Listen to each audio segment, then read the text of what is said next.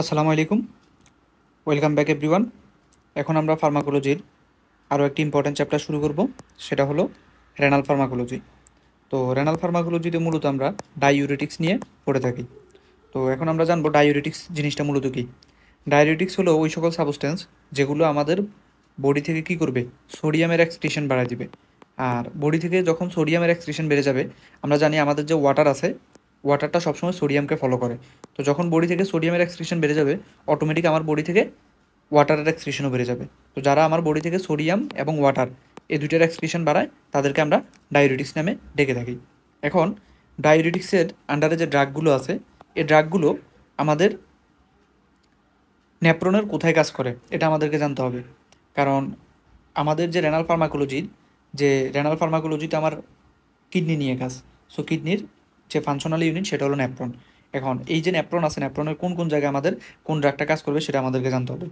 তো আমরা যদি দেখি, এটা যদি আমার একটা নেপ্রন হয়, এই নেপ্রনের এই যে প্রক্সিমাল কনভলিউটেড টিউবিল আছে, পিসিটি, প্রক্সিমাল কনভলিউটেড টিউবিলে কে কাজ করবে? প্রক্সিমাল কনভলিউটেড টিউবিলে কাজ করে আমাদের কার্বনিক অ্যানহাইড্রেস ইনহিবিটরস ড্রাগগুলো।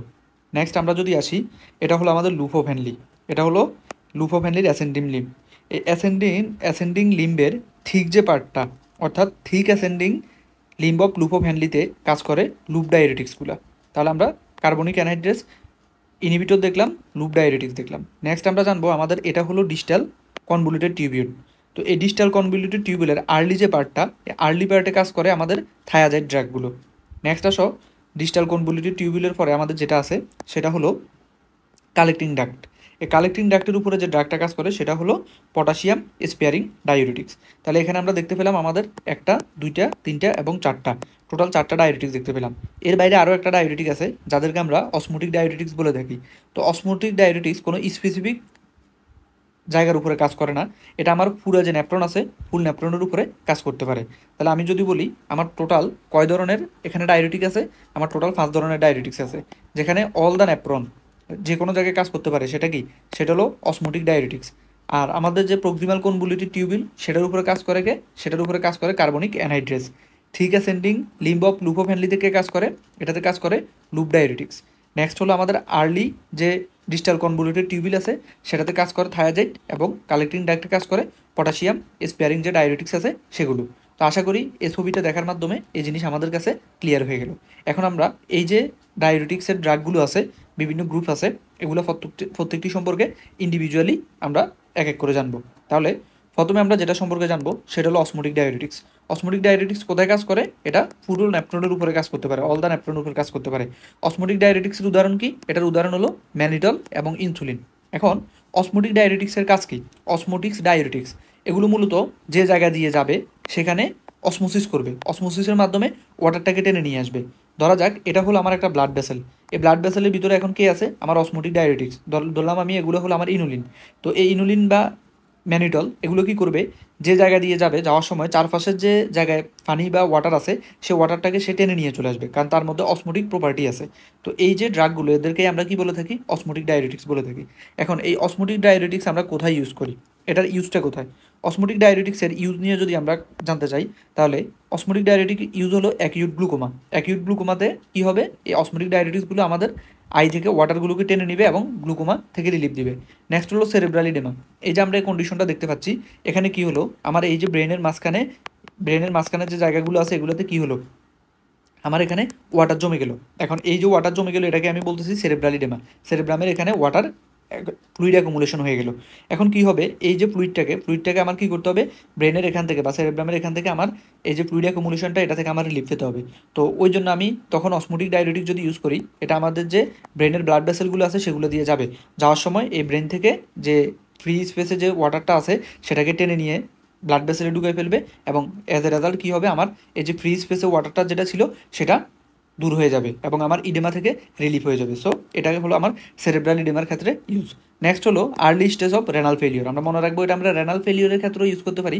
রেনাল ফেলিওরে কী হয়? আমার যে কিডনিটা আছে এটা প্রপারলি কাজ করতে পারে না। সো আমরা আর্লি স্টেজের ক্ষেত্রে ব্যবহার করবো। এখানে আর্লি স্টেজ কথাটা অনেক ইম্পর্টেন্ট, কারণ লেট স্টেজ ক্ষেত্রে বা যখন আমার যে রেনাল ফেলিওরটা খুব প্রমিনেন্টলি দেখা যাবে সেক্ষেত্রে আমরা অসমোটিক ডায়ুরেটিক তখন ইউজ করতে পারি না, অসমোটিক ডায়ুরেটিক কন্ট্রাইন্ডিকেটেড। তো এখন আমরা ইউজের পরে নেক্সট যেটা জানবো সেটা হলো কোন কোন ক্ষেত্রে আমার অসমোটিক ডায়ুরেটিক্সটা কন্ট্রাইন্ডিকেটেড। তো অসমোটিক ডায়ুরেটিক্সের কন্ট্রাইন্ডিকেশন জানতে হলে আমরা প্রথমে যেটা জানবো সেটা হলো সেরেব্রাল হ্যামোরেজ। কেন সেরেব্রাল হ্যামোরেজটাতে কন্ট্রাইন্ডিকেটেড আমি যদি বলি, ধরা যাক এটা হলো আমার ব্লাড ভেসেল। এখন এই ব্লাড ভেসেলটা সেরেব্রাল হ্যামোরেজ হলো, হ্যামোরেজ হলে কী হবে, ব্লাড ভেসেলটা রাপচার হয়ে যাবে। ব্লাড ভেসেল যদি রাপচার হয়, আমি এখন এখানে দিয়ে দিলাম আমার অসমোটিক ডায়ুরেটিক্স, তাহলে এই যে আমি ম্যানিটলসটা দিলাম, ম্যানিটলসটা বের হয়ে কী করবে, এই যে ফ্রি স্পেস, ফ্রি খালি জায়গা যেটা আছে সেটাতে চলে আসবে। এখন যখন এটা খালি জায়গাতে চলে আসলো, তখন আমার ব্লাড ভেসেল দিয়ে যে ফ্লুইডটা যাচ্ছে, আমরা জানি ব্লাডের 92% হলো ওয়াটার, তখন এই ব্লাড ভেসেল থেকে সে ওয়াটারটাকে টেনে আরও আমার যে ফ্রি স্পেস আছে সেখানে নিয়ে আসবে। অ্যাজ এ রেজাল্ট আমার এখানে কী হয়ে যাবে, এখানে আমার ফ্লুইড আরও অ্যাকুমুলেশন বেড়ে যাবে এবং আমার ইডেমার অবস্থাটা কী হয়ে যাবে, আরও খারাপ হয়ে যাবে। তো আমরা এখানে যদি আমার যে সেরেব্রাল হ্যামোরেজ, আমার ব্লাড ভেসেলগুলো রাপচার হয়ে যায়, ওই ক্ষেত্রে আমরা অসমোটিক ডায়ুরেটিক্স ইউজ করতে পারবো না, এটা হলো একটা কন্ট্রাইন্ডিকেশন।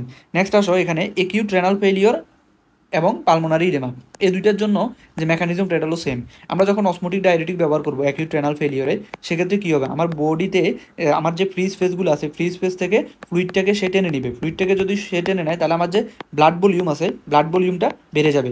এখন আমার ব্লাড ভলিউম যদি বেড়ে যায়, আমার কিডনিটা কি, কিডনিটা তো এক ফেল, আমার রেনালটা ঠিকভাবে কাজ করতেছে না, আমার রেনাল ফেলিওর চলতেছে। তা আমার রেনাল এভাবে আমার কিডনিটা এমনি নর্মালি কাজ করতেছে না, সে কাজই করতে পারতেছে না। আমি কী করলাম, তার উপর ওয়ার্কলোড বা প্রেশার আরও বাড়াই দিলাম। ওয়ার্কলোড কীভাবে বাড়াইলাম, কারণ আমার যে ব্লাড ভলিউম আছে, ব্লাড ভলিউম তো বেড়ে গেছে। সো সে নর্মালি 100 মিলিলিটারকেই সে ফিল্ট্রেট করতে পারতেছে না, আমি ব্লাড ভলিউম বাড়িয়ে তাকে 500 মিলিলিটার করে দিলাম, তাহলে তো এটা তার জন্য আরও ক্ষতিকর হয়ে গেল। সো একিউট রেনাল ফেলিওরের ক্ষেত্রে আমরা এই যে অসমোটিক ডায়ুরেটিক্স আছে এগুলো ইউজ করতে পারবো না। নেক্সট আসো পালমোনারি ইডেমা। পালমোনারি ইডেমার ক্ষেত্রেও সেম কথা। পালমোনারি ইডেমাতে কী হবে, পালমোনারি ইডেমার ক্ষেত্রে আমার যে লাংটা আছে এটা অলরেডি সঠিকভাবে কী করতে পারতেছে না, লাংটা কাজ করতে পারতেছে না। এই অবস্থায় আমি কী করলাম, লাংয়ের আরও ওয়ার্ক প্রেশার বাড়াই দিলাম, আমি ব্লাড ভলিউম আরও বাড়াই দিলাম, তাহলে আমার লাং তো নর্মালি কাজ করতে পারতেছে না, এর উপর আমি যেহেতু আরও ওয়ার্ক প্রেশার বাড়াই দিছি, অ্যাজ এ রেজাল্ট আমার লাংটাতে অবস্থা কী হয়ে যাবে, আরও খারাপ হয়ে যাবে। সো এই কেসগুলোর ক্ষেত্রে আমাদের যে অসমোটিক ডায়ুরেটিক্স আছে এটা কন্ট্রাইন্ডিকেটেড। তাহলে আমরা দেখে নিলাম অসমোটিক ডায়ুরেটিক্সের আন্ডার আমাদের কী ড্রাগ আছে, ম্যানিটোলিনোলিল। অসমোটিক ডায়ুরেটিক্সের মেকানিজমটা কীভাবে সেটাও জেনে নিলাম, এটা ইউজ কোন কোন ক্ষেত্রে হয় সেটা দেখে নিলাম, কন্ট্রাইন্ডিকেশন কোন কোন ক্ষেত্রে দেখে নিলাম। তাহলে আমাদের অসমোটিক ডায়ুরেটিক্স শেষ। অসমোটিক ডায়ুরেটিক্সের পরে নেক্সট আমরা যে ডায়ুরেটিক্সটা সম্পর্কে জানবো সেটা হলো কার্বনিক অ্যানহাইড্রেস ইনহিবিটর। তো কার্বনিক অ্যানহাইড্রেস ইনহিবিটরগুলো কীভাবে কাজ করে, এটার আগে আমাকে জানতে হবে আমার বডিতে বা আমার নেপ্রনে কার্বনিক অ্যানহাইড্রেস এনজাইমটার কাজ কী। কার্বনিক অ্যানহাইড্রেসটা নর্মালি কীভাবে কাজ করে সেটা জানলে তখন এই এনজাইমটাকে ইনহিবিট করে যে ড্রাগগুলো বা ইনহিবিট করলে আমার কী হবে সেটা সম্পর্কে আমরা ইজিলি বুঝতে পারবো। তো কার্বনিক অ্যানহাইড্রেসের কাজটা যদি আমি সহজ ভাষায় বলতে চাই, তাহলে কার্বনিক অ্যানহাইড্রেস কী করে, এটা আমার ব্লাডে আমাদের সোডিয়াম অ্যান্ড বাইকার্বনেটের লেভেলকে বাড়াবে। তো কীভাবে বাড়ায় চলো এখন আমরা এটা দেখি। তো এই যে আমরা এটা হলো আমার লুমেন, এটা হলো আমার লুমেনের পাশে থাকা একটা সেল, এটা হলো আমাদের একটা প্যারাইটাল সেল, আর এটা হলো আমার ব্লাড ভেসেল, এই সাইডটা হলো ব্লাড ভেসেল। তো দেখো আমাদের এই যে লুমেনটা আছে, লুমেনের এখানে, লুমেন এবং প্যারাইটাল সেলের এখানে আমার একটা ট্রান্সপোর্টার থাকে, সোডিয়াম প্রোটন অ্যান্টিপোর্টার যেটা। তো এটাতে কী হয়, আমার লুমেনের যে সোডিয়ামটা আছে, সোডিয়ামটা প্যারাইটাল সেলে চলে যায় এবং অপর দিক থেকে আমার একটা হাইড্রোজেন চলে আসবে কোথায়, হাইড্রোজেন চলে আসে লুমেনে। এখন যখন এই যে হাইড্রোজেন প্লাস আয়ন বা প্রোটনটা চলে আসলো লুমেনে, এখন এই যে প্রোটনটা আমার লুমেনে আসলো, আসার পরে আমার লুমেনে অলরেডি বাইকার্বনেট থাকে। তো এই যে প্রোটন এবং এই যে বাইকার্বনেট আছে, এরা দুইজন মিলে তৈরি করবে আমার কার্বনিক অ্যাসিড। কার সাহায্যে করবে, এখানে আমার যে এনজাইমটা ইউজ হয় সেটা হলো কার্বনিক অ্যানহাইড্রেস এনজাইম। নেক্সট এক বাইকার্বনেট যে কার্বনিক অ্যাসিডটা আছে, কার্বনিক অ্যাসিডটা ভেঙে তৈরি করবে কার্বন ডাইঅক্সাইড এবং ওয়াটার। এখন এই কার্বন ডাইঅক্সাইড এবং ওয়াটার পরবর্তীতে আমার এই লুমেন থেকে ডিফিউজ হয়ে কোথায় চলে যাবে, এটা চলে আসবে আমার এই যে প্যারাইটাল সেল আছে, প্যারাইটাল সেলে চলে আসলো। এখন যখন এটা এখান থেকে ডিফিউজ হয়ে প্যারাইটাল সেলে আসলো, পরবর্তীতে এটা আবার কার্বনিক অ্যানহাইড্রেস দ্বারা কী হবে, আমার এখানে কার্বনিক অ্যাসিডে কনভার্ট হয়ে যাবে। কার্বনিক অ্যাসিডে কনভার্ট হওয়ার পরে আবার কার্বনিক অ্যানহাইড্রেস দ্বারা এটা ভেঙে যাবে, ভেঙে এটা বাইকার্বনেটে কনভার্ট হলো এবং প্রোটনে কনভার্ট হয়ে গেল। এই প্রোটনটা পরবর্তীতে আবার আমার কী হবে, চ্যানেলের মাধ্যমে আমার লুমেনে চলে যাবে। তো এই যে জিনিসটা করলাম, এটা করার সুবিধা কী হলো, এটা করার সুবিধা হলো, একে তো আমি এখানে যখন আমার প্রোটন, এই যে আমার চ্যানেলটা আছে, চ্যানেলটার মাধ্যমে কী হলো, ক্যারিয়ার প্রোটিনটার মাধ্যমে আমাদের এখানে সোডিয়ামটা প্যারাইটাল সেলে চলে আসলো এবং আমার যে বাইকার্বনেটটা লুমেনে ছিল, এই লুমেন থেকে এটা আবার কোথায় চলে আসলো, প্যারাইটাল সেলে চলে আসলো। তো আমার এই যে সোডিয়াম এবং এই যে বাইকার্বনেট, এই দুইটাকে আমি কী করলাম, এই দুইটাকে তখন আমি আমার এই যে ব্লাড ভেসেলে নিয়ে নিলাম। আর আমরা জানি যেখানে আমাদের সোডিয়াম যায় সেটাকে ফলো করে আমাদের যে ওয়াটার আছে, ওয়াটারও চলে আসবে। সো তাহলে আমার ব্লাড ভেসেলে কে চলে আসলো, ওয়াটার চলে আসলো। এখন ধরা যাক কোনো কারণে আমি কী করলাম, আমি আমার এই যে কার্বনিক অ্যানহাইড্রেস এনজাইমটা আছে এটাকে আমি ইনহিবিট করে দিলাম, কার্বনিক অ্যানহাইড্রেস এনজাইমকে ইনহিবিট করে দিলাম। যদি আমি ইনহিবিট করে দিই, তাহলে আমার এই যে বাইকার্বনেটটা আছে অথবা আমার এই যে ফুল প্রসেসটা এখানে চলতেছিল, সোডিয়াম এদিক দিয়ে যাচ্ছিল, কারণ সোডিয়াম যায় কোন সময়, যখন আমার হাইড্রোজেনটা এসিডে যেতে পারে। তাহলে আমার এই জিনিসটাকে যখন আমি অফ করে দিব, তাহলে তো আমার হাইড্রোজেনই আর এখানে প্রডিউস হবে না। সো অ্যাজ এ রেজাল্ট আমার সোডিয়ামটাও লুমেন থেকে কী হতে পারবে না, এখানে প্যারাইটাল সেলে চলে আসতে পারবে না, বাইকার্বনেটটাও প্যারাইটাল সেলে আসতে পারবে না, এবং আলটিমেটলি প্যারাইটাল সেল থেকে ব্লাডে যেতে পারবে না। তো যেহেতু আমার সোডিয়াম এখানে যেতে পারছে না, সোডিয়ামটা লুমেন দিয়ে চলে যাবে, এবং সোডিয়ামকে ফলো করে আমার ওয়াটারও চলে যাবে। সো অ্যাজ এ রেজাল্ট আমার সোডিয়াম এবং ওয়াটার দুইটাই এক্সক্রিট হয়ে যাচ্ছে, এবং এটাই আমার কি, এবং আমার বডি থেকে সোডিয়াম এবং ওয়াটারকে এক্সক্রিট করাই কার কাজ, ডায়োরেটিক্সের কাজ। সো আমার এখানে ডায়োরেটিক্সটা এভাবে কাজ করবে। তাহলে আশা করি কার্বনিক অ্যানহাইড্রেজ এনজাইমকে ইনহিবিট করার মাধ্যমে কীভাবে আমার বডিতে ডায়োরেটিকের ইফেক্টটা পড়ে সেটা আমাদের কাছে ক্লিয়ার হয়ে গেল। এখন আমরা নেক্সট জিনিসটা জানবো। এখন আমরা জানবো যে কার্বনিক অ্যানহাইড্রেজ ইনহিবিটর হিসেবে কোন ড্রাগগুলোকে আমরা ব্যবহার করে থাকি। তো আমরা মনে রাখবো কার্বনিক অ্যানহাইড্রেজ ইনহিবিটর হিসেবে আমরা যে ড্রাগগুলো ব্যবহার করি এদের নামের শেষে জলামাইড আছে। কি জলামাইড? এসিটাজোলামাইড, ব্রিজোলামাইড, ডরজোলামাইড, বইতে আরও উদাহরণ আছে, আমরা দেখে নিব। এখন নেক্সট আমরা এখান থেকে যেটা জানবো কার্বনিক অ্যানহাইড্রেজ এনজাইমগুলো ইন্ডিকেশন কি, কোন কোন কেসে আমরা এগুলো ব্যবহার করতে পারবো। তো একটা কমন ইন্ডিকেশন হলো গ্লুকোমাতে আমরা এটা ইউজ করতে পারবো। নেক্সট এখান থেকে একটা ইম্পর্টেন্ট যে জিনিস সেটা হলো আমরা মনে রাখবো মাউন্টেন সিকনেসের ক্ষেত্রে আমরা কার্বোহাইড্রেট অ্যানহাইড্রেটসগুলো ইউজ করে থাকি। এছাড়া অ্যালকালাইজেশন অফ ইউরিন, দেখো আমাদের এখানে কি হচ্ছে, আমাদের কার্বনিক অ্যানহাইড্রেটসটাকে যখন আমি ইনহিবিট করে দিচ্ছি, এই যে বাইকার্বনেটটা আছে, বাইকার্বনেটটা তখন কি হবে, আমার এই লুমেন দিয়ে বের হয়ে যাবে। অ্যাজ এ রেজাল্ট বাইকার্বনেট যখন আমার ইউরিনে প্রেজেন্ট থাকবে, তখন আমার ইউরিনটা কী হবে, বাইকার্বনেট ইউরিনে প্রেজেন্ট থাকলে বাইকার্বনেটটা যেহেতু একটা অ্যালকালাইন ম্যাটার, তাহলে এটা কী হবে, আমার ইউরিনটাকে অ্যালকালাইনাইজেশন করে দিবে। সো এটাই বলা হয়েছে এখানে, এটার ইন্ডিকেশন হলো অ্যালকালাইনাইজেশন অফ দ্য ইউরিন। এখন এটা আমরা দেখে নিলাম।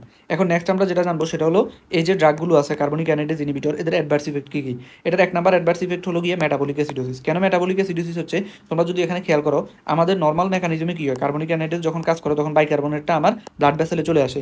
এখন যখন আমার বাইকার্বনেটটা ব্লাড ভেসেলে আসতে পারতেছে না, তখন যেহেতু অ্যালকালাইন মিডিয়াটা আমার তৈরি হচ্ছে না, সো আমার কী হবে, ব্লাডে অ্যাসিডিটিটা বেড়ে যাবে, অ্যাসিড মিডিয়া বেড়ে যাবে। এটাকেই বলা হচ্ছে কি, ব্লাডে যখন অ্যাসিডিক এনভায়রনমেন্ট বেড়ে যায় সেটাকে আমরা মেটাবলিক অ্যাসিডোসিস বলে থাকি। এছাড়া কী হবে, এখানে হাইপোক্যালেমিয়া হবে এবং রেনাল স্টোন ফর্মেশন হবে। তাহলে এগুলো হলো এটার অ্যাডভার্স ইফেক্ট। রেনাল স্টোন কেন ফর্মেশন হবে, কারণ এখান দিয়ে ক্যালসিয়াম বাইকার্বনেট এগুলো যখন চলে যাবে তখন রেনাল স্টোন ফর্মেশনের রিস্কটা বেড়ে যাবে। নেক্সট আসো এটার কন্ট্রাইন্ডিকেশন, কোন কোন ক্ষেত্রে আমরা দিতে পারবো না। আমরা মনে রাখবো যারা আমাদের লিভার পেশেন্ট আছে তাদের ক্ষেত্রে কার্বনিক অ্যানহাইড্রেজ ইনহিবিটরটা হলো কন্ট্রাইন্ডিকেটেড। কেন কন্ট্রাইন্ডিকেটেড, লিভার ডিজিজের যে পেশেন্ট আছে তাদের ক্ষেত্রে এই ড্রাগগুলো ইউজ করলে হেপাটিক কোমা হবে। কী হবে, হেপাটিক কোমা। তাহলে এই জিনিসটা আমরা এখান থেকে জেনে নিলাম। এখন আসো নেক্সট আমরা যে গ্রুপের ড্রাগ সম্পর্কে জানবো সেটা হলো আমাদের লুপ ডায়োরেটিক্স। লুপ ডায়োরেটিক্সটা আমাদের কোথায় কাজ করে, লুপ ডায়োরেটিক্সটা আমাদের কাজ করে ascending limb of loop of হ্যানলিতে।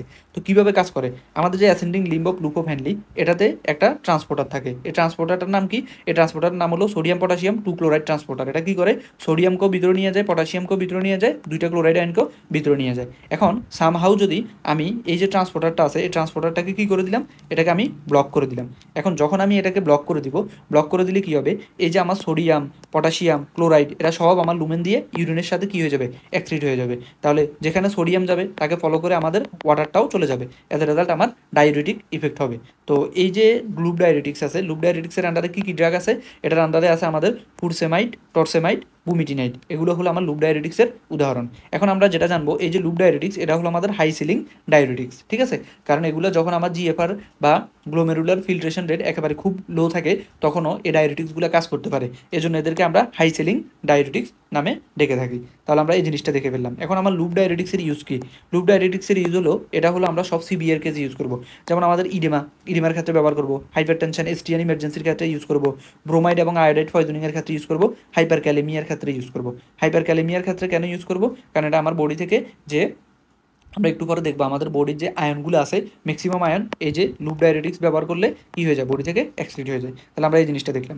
এখন আমরা পরবর্তীতে যেটা জানবো সেটা হলো থায়াজাইড ডায়োরেটিক্স। থায়াজাইড ডায়োরেটিক্সটা কোথায় কাজ করে, এটা আমাদের আর্লি ডিস্টাল টিউবিলে কাজ করে। তো আর্লি ডিস্টাল টিউবিলে এটা কীভাবে কাজ করে, এখানে আমার একটা ট্রান্সপোর্টার থাকে যেটা হলো সোডিয়াম ক্লোরাইড ট্রান্সপোর্টার। এই ট্রান্সপোর্টারটাকে সে কী করে দেয়, এই ট্রান্সপোর্টারটাকে সে ব্লক করে দেয়। যখন সে এই ট্রান্সপোর্টারটাকে ব্লক করে দিবে তখন আর সোডিয়ামটা কী করতে পারবে না, সোডিয়ামটা আমার বডির ভিতরে রিঅ্যাবজর্ব হতে পারবে না, সোডিয়ামটা বডি থেকে এক্সক্রিট হয়ে যাবে, সাথে ওয়াটারটাও চলে যাবে। এজ এ রেজাল্ট আমার ডায়োরেটিক ইফেক্ট আসবে।